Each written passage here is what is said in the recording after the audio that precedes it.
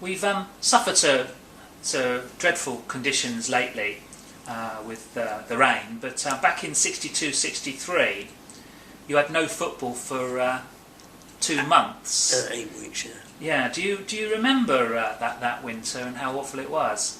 And you mentioned when we were talking earlier a little bit about the expenses.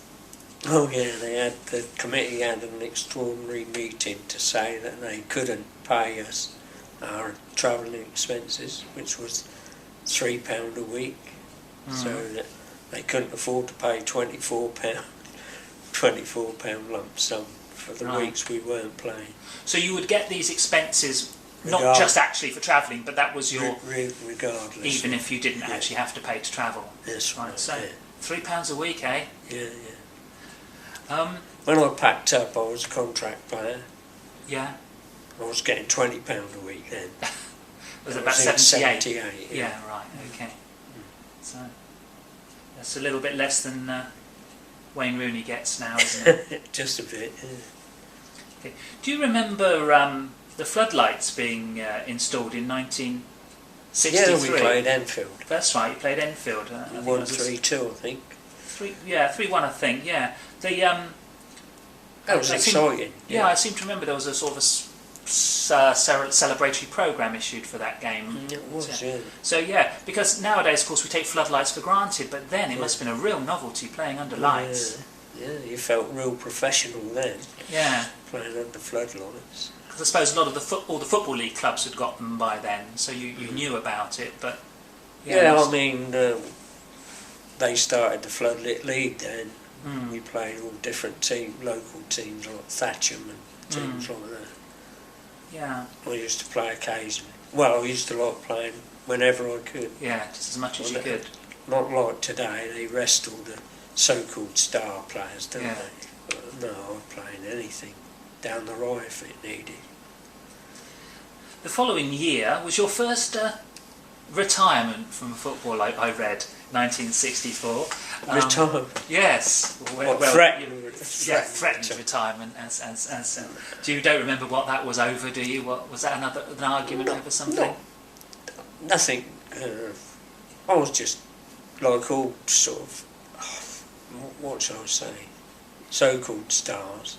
I was temperamental, get upset quickly, things said, training, a non-trainer, arguments and stuff like that, and no, it was just sort of nothing serious. No. I would never have left Wycombe. So I had it was a chances threat to leave Wycombe. Yeah, I'm sure. Yeah, I'd like to come on to those actually later on, if possible. Barry Darvill was the coach from... he was a great man, yeah. End of 64 through to 68. Well, what do you remember about Barry Darvill? I can the thing what I remember mostly about when Barry was manager was in the year after we won the World Cup in 67. I scored 76 goals that season in all games, and I got injured in the Berks and Bucks Cup final. I cracked a shin and I was out for a month, because Barry always used to say, if you hadn't have been out, you would have got 100 goals this year.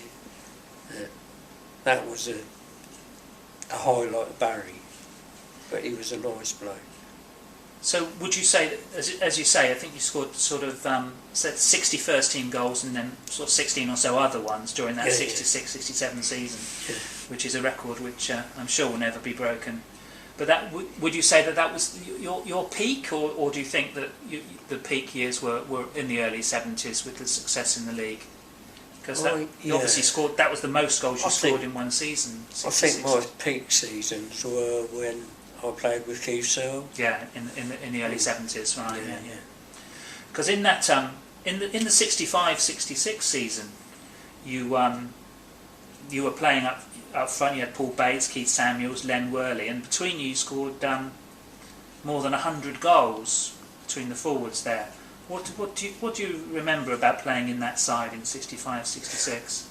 We used, Len Worley and I used to have a go at him and say, if you had crossed the ball more, instead of beating the full-back 12 times, I would have scored a lot more goals. And we always have a laugh. Even now, when we meet now, we play golf with we still play golf with the old players who were in the cup final side. Yeah. In '57. Yeah. Len Worley, and Derek Trafford, and all the old players. We play golf once a year. Barry Darvill was a coach, but he wasn't the manager, was he? Because following Barry Darvill, we had Brian Lee, who came in, and he was the first, let's say, called proper manager, who was really in charge of things. So while Barry Darvill was the coach, the team was actually being picked by the committee, I assume, in those days. Yeah. How did that...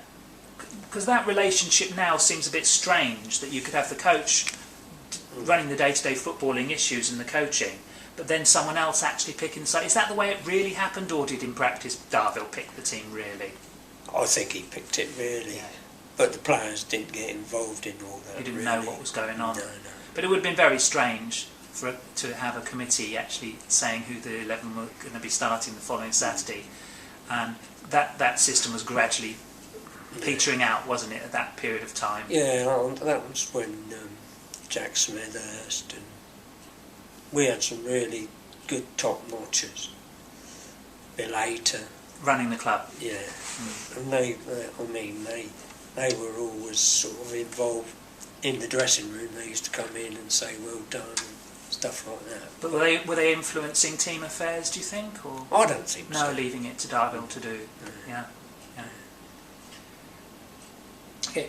One of the things I find very strange, looking at reading match reports from those sort of the 60s and late 60s onwards, that you had no substitutes. You must have found that very often you were if you lost men during the game, that you were down to 10 men, 9 men,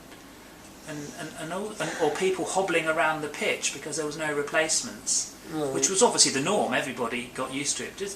9 times out of 10 you used to have grin and bear it. You just got on with it, really. I can remember playing at Lowe's Park and getting cut and going off and going to the hospital and having it stitched up and wrapped up and come back on. Yeah, quite right too. Around November 1967, you played your one and only game for Great Britain.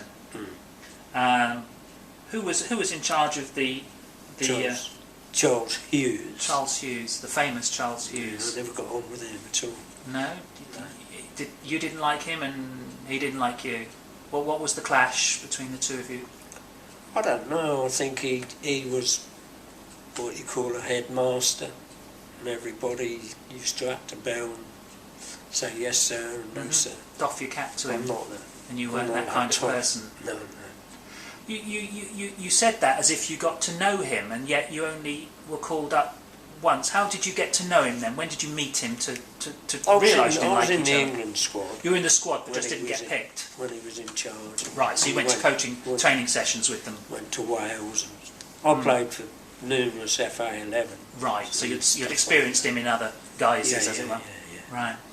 But you got... so you started your Great Britain game against West Germany in an Olympic Games qualifier.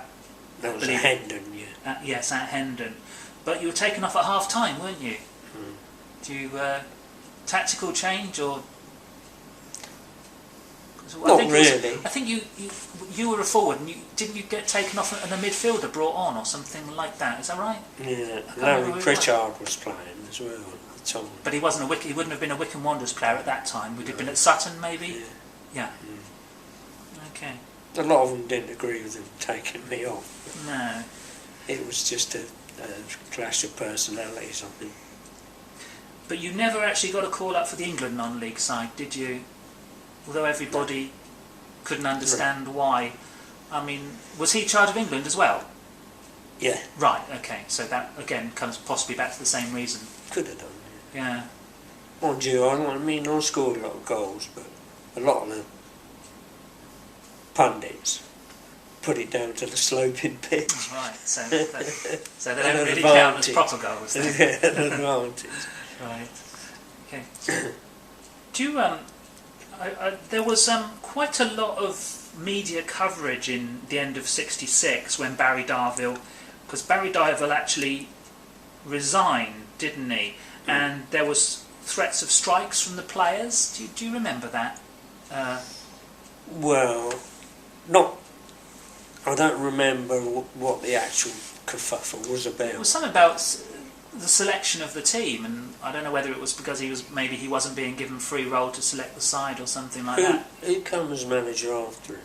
Well, Brian Lee, but he didn't resign because it eventually got brushed over and resolved, so he stayed on because I think the players at the time did support Barry Darvill. Yeah. Whatever the argument was. Right. Okay. Because Brian Lee didn't actually finally come in until 1968. Did Don Welsh come after Barry Darvill? I don't think. No, Don Welsh was before Darvill. Yeah. No. Brian Lee followed Barry Darvill. Yeah. Oh, that's right. Yeah. Okay. I can remember Brian Lee's first game. Yeah. That was at Clapton. It was an icy pitch. And we had a penalty, and I put it over the bar, and we drew 0-0. At Clapton. Yeah. Which probably wasn't seen as a great result. No. In those days. No, it was good. So, what Brian Lee is obviously one of the most well-known characters in Wycombe Wanderers history. A fantastic record as a manager. Presumably, things changed a lot when he came in. Do you remember noticing a big change as to the way the club was being, the team was being run? Can you give us some idea of how his methods were? We all got to be dressed properly, blazers, professionalism, team, professional attitude. Yeah, looked like a football team. And he insisted on that. I think it was his doing. Yeah. But, and what about coaching wise? Well, yeah, coaching. It was more disciplined and stuff like that. That's probably why we had so many arguments, because he was more disciplined. That didn't suit you? Well, no, we fell out. I used to say to him about, they used to go up behind the ground at Lokes Park with the training pitch. Training pitch on the top. Yeah. He used to run and I wouldn't do it. He liked his running, did he? Yeah. Well, it's all right pre-season, but during the season, all I wanted to do was shuttles. For the sprint exercises, not the stamina. And playing with the ball. Because you ain't going to improve by having the ball there. But he was more into the fitness side of things. Yeah, I said to him, if I want to be a runner, I'd join Thames Valley Harriers. So, we fell out a few times. Yes, I see. Quite soon after Brian Lee came in, you were actually suspended for 2 weeks. Do you remember the cause of that? No. No, it's probably something to do with discipline. Something to do with training. Disobeying his orders or something like that. Yeah. Yeah, you did have a bit of a reputation for being a bit of a skiver, I think, at training. Maybe nipping off the odd ciggy here and there. Oh, yeah, John Delaney and they used to moan at Brian Lee because I was always on the treatment bench. I used to make out I'd got injured so the game you feigned before. A few injuries to get out of the running, and then when the six-a-side started, I'd go out and have a game. Suddenly you were well again when they started playing the football. Oh, yeah. Yeah, I imagine that would have really wound up Brian Lee a great deal. I mean, I was small, lightweight. I didn't need that much training. I just wanted to work on ball jumping and stuff like what suited my game. Because when I played up front with Keith Searle, I mean, I anticipated Searle winning the ball every time. And that's why we scored so many goals, because we anticipated each other's movements, which is a twosome. You don't get many of them nowadays. No,